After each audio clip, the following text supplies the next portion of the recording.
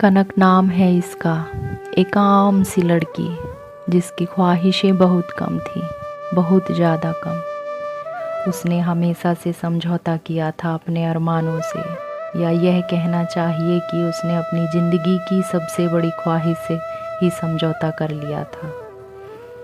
मनन उसके कॉलेज में ही पढ़ता था, जिसे कनक दिल ही दिल में प्यार करती थी, पर कह नहीं पाई क्योंकि उसके लिए प्यार लफ्ज़ पर ही यकीन करना बहुत मुश्किल था। इसलिए नहीं कि कभी किसी ने उसका दिल तोड़ा था, बल्कि इसलिए कि उसे प्यार से डर लगता था।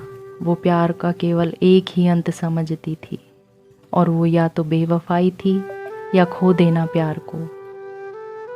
बात तब की है जब कनक अपनी पढ़ाई में मशगूल होकर किताबों को पढ़ रही थी कि अचानक एक किताब में उसने किसी की फ़ोटो दबी हुई देखी। अरे ये तो मनन है, कनक ने खुद से ही कहा। कनक कुछ समझ नहीं पाई।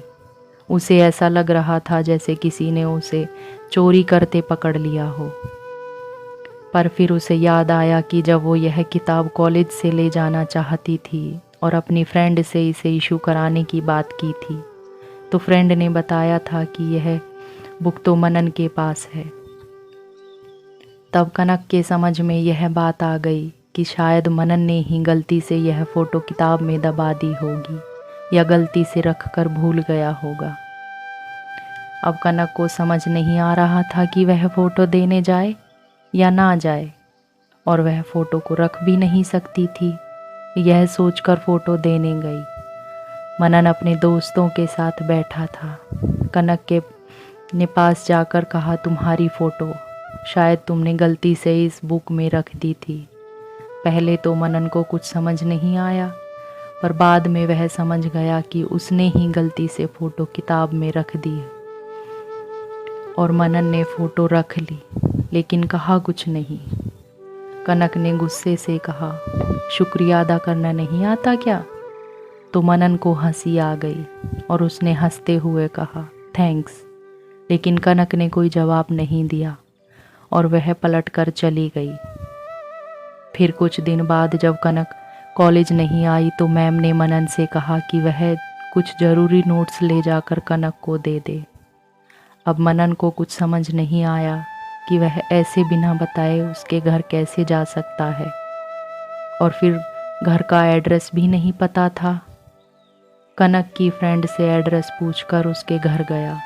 गेट कनक की माँ ने खोला था। उन्होंने कनक को आवाज़ दी, कन्नू तुम्हारा फ्रेंड आया है। कनक आई तो चौंक गई। मनन ने छेड़ने के अंदाज में कहा कि मतलब कन्नू, इट्स अ नाइस नेम। कनक ने कहा, कनक का शॉर्ट है, ओके। तो मनन ने हंसते हुए कहा कि ओके, वाओ, मतलब कनक, इट्स अ नाइस नेम। फिर कनक ने कहा, अच्छा तो मन्नू भी कितना अच्छा नाम है ना? हाँ क्यों नहीं, अब और अच्छा हो गया है मिस कन्नू। और ऐसा कहकर मनन हंसने लगा। कनक ने कहा, तुम यहाँ क्यों आए हो? मनन ने नोट्स दिए और कहा, मैम ने भेजा था इन्हें देने के लिए। कनक ने कहा, ओह थैंक्स। मनन ने कहा, तुम्हें तो शुक्रिया अदा करना भी नहीं आता, चाय कॉफ़ी के लिए नहीं पूछोगी?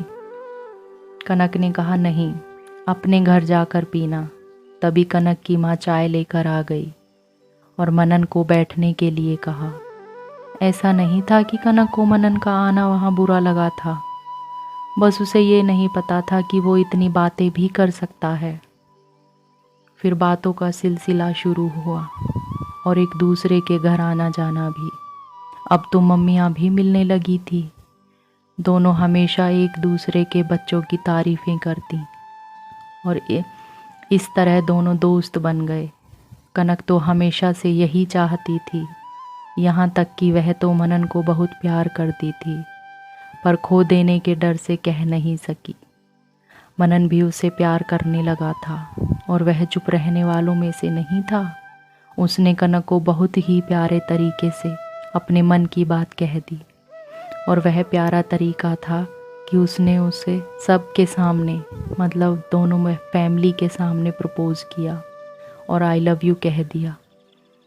लेकिन कनक ने उसे बहुत ज़ोर से तमाचा मार दिया। मनन को विश्वास ही नहीं हुआ, उसके आंसू आ गए। उसने कहा, क्या तुम मुझसे प्यार नहीं करती?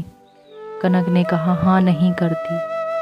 तुम तो मेरी दोस्ती के भी लायक नहीं हो। मेरी नज़रों के आगे से दूर हो जाओ और फिर कभी सामने मत आना। ना मनन को कुछ समझ आ रहा था और ना कोई और समझ पा रहा था। कनक अपने रूम में जा चुकी थी और मनन भी अपने परिवार के साथ चला गया था। मनन के मन में हजारों सवाल थे, पर वो किससे पूछता? वह मनन भूल जाना चाहता था, पर मुमकिन नहीं था। वह नफ़रत करना चाहता था, लेकिन हो नहीं पाती। उसने उस दिन के बाद कनक से मिलने की बहुत कोशिश की, पर हमेशा कनक नहीं मिली और ना कॉल ही लिए और कुछ दिन निकल गए। मनन टूट चुका था। वह जानता था उसका प्यार सच्चा है, फिर क्यों कनक ने ऐसा किया? वो हर बात उससे शेयर करती थी, लेकिन इसी वजह क्यों नहीं बताई? और बिना कुछ कहे उसे तमाचा मार दिया। उसकी गलती क्या थी?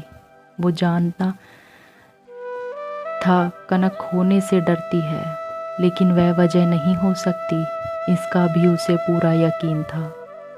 उसने कनक को रोज़ एक ही मैसेज किया कि वो बस 1 मिनट के लिए बात कर ले, बस 1 मिनट के लिए मिल ले या फ़ोन उठा ले। लेकिन मन्नू को मैसेज का जवाब नहीं मिला। अब मनन हर हाल में जवाब जानना चाहता था। उसने ठान लिया कि वो कनक से मिलकर ही रहेगा। इस बात को हुए बहुत दिन हो चुके थे और 1 महीना होने में बस 2 दिन रह गए थे। बस मनन अगले दिन कनक से किसी भी तरह मिलने के लिए घर से निकल गया। वह अपनी कार में बैठा था, कुछ सोच ही रहा था कि अचानक मनन को कनक की माँ दिख गई। वो उनके पास गया और पूछा, कनक कहाँ है? उन्होंने बताया कि जिस दिन वह वाक़या हुआ उसके अगले दिन ही वह बेंगलोर चली गई थी। उसने हमारे सवालों का भी जवाब नहीं दिया, क्योंकि इतना तो मुझे भी पता है और उसके पापा को भी कि वह तुमसे बहुत प्यार करती है। लेकिन फिर अचानक क्या हुआ, क्यों उसने ये सब किया, किसी को नहीं पता। ना वह हमसे ही कुछ कहती है, यहाँ तक कि उसने हमसे बात करना छोड़ दिया है। ना हमें उसके पास जाने देती है। बहुत रोई थी वो उस रात, लेकिन फिर एकदम खामोश हो गई।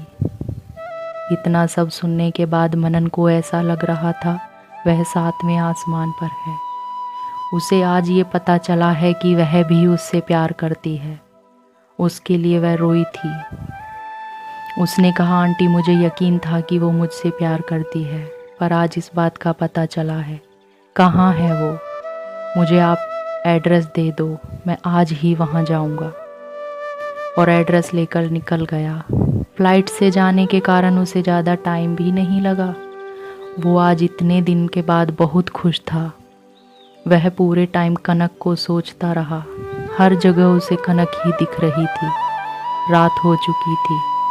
वह एड्रेस वाली जगह पर पहुंचा और नॉक किया। मुंह पर कपड़ा रखे और नीचे सिर की एक लड़खड़ाती हुई लड़की ने गेट खोला और गेट खोलते ही वो मनन की गोद में गिर गई। मनन ने देखा यह तो कनक थी। ब्लड ही ब्लड था कपड़ों में। वह घबराकर उसे हॉस्पिटल ले गया, लेकिन फ़ायदा नहीं हुआ, क्योंकि डॉक्टर ने कहा इसके पास ज़्यादा वक्त नहीं है, सिर्फ 1 दिन ही है। मनन बिखर चुका था। उसने कहा, कनक को क्या हुआ है डॉक्टर? डॉक्टर ने कहा इसे ब्लड कैंसर है। मनन बहुत रोया। वो बेहोश कन्नू को देखता रहा। जब कनक को होश आया तो उसने कनक से कहा, मुझे बताया क्यों नहीं? कनक ने कहा, बहुत देर हो चुकी थी मन्नू, मेरे पास बस 1 महीना ही था। जिस दिन आखिरी बार तुम मेरे घर आए थे उस दिन सुबह मुझे खून की उल्टी हुई थी। मैं डॉक्टर के पास गई और मैंने डॉक्टर से पूछा मुझे क्या हुआ है। डॉक्टर ने चेकअप कराया और कहा मुझे ब्लड कैंसर है। बस 1 महीना ही बचा है, लास्ट स्टेज है। मैं कुछ समझ नहीं पाई, चाहती थी चीख चीख कर रो लूं, लेकिन नहीं रो सकी। चाहती थी माँ पापा और तुम्हें सब बता दूं, लेकिन नहीं बता सकी।